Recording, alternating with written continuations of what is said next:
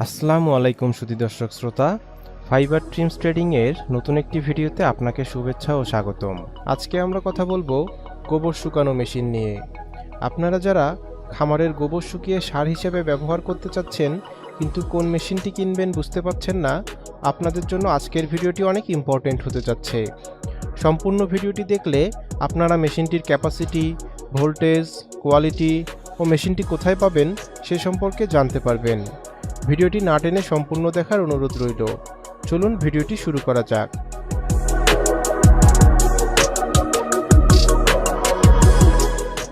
ভিডিওতে আপনারা যে মেশিনটি দেখতে পাচ্ছেন এটি একটি ম্যানিউর সেপারেটর মেশিন বা গোবর শুকানো মেশিন। মেশিনটির বিল্ড কোয়ালিটি অনেক মজবুত।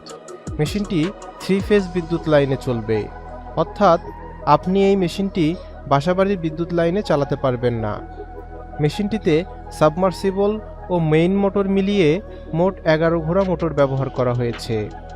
সাবমার্সিবল পাম্প হাউস থেকে গোবর টেনে মেশিনে নিয়ে আসে এবং মেশিনটি স্ক্রু প্রেসের মাধ্যমে লিকুইড গোবরকে শুকিয়ে ফেলে।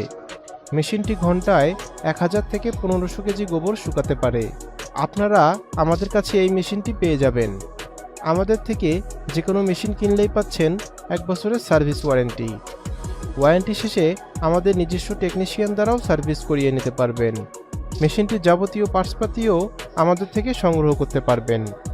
মেশিনটি ক্রয় করতে আপনারা সরাসরি আমাদের অফিসে চলে আসতে পারেন অথবা স্ক্রিনে দেওয়া ফোন নম্বরে কল করতে পারেন। দেখা হবে নতুন কোনো ভিডিওতে। সবাই ভালো থাকবেন, সুস্থ থাকবেন। আল্লাহ হাফেজ।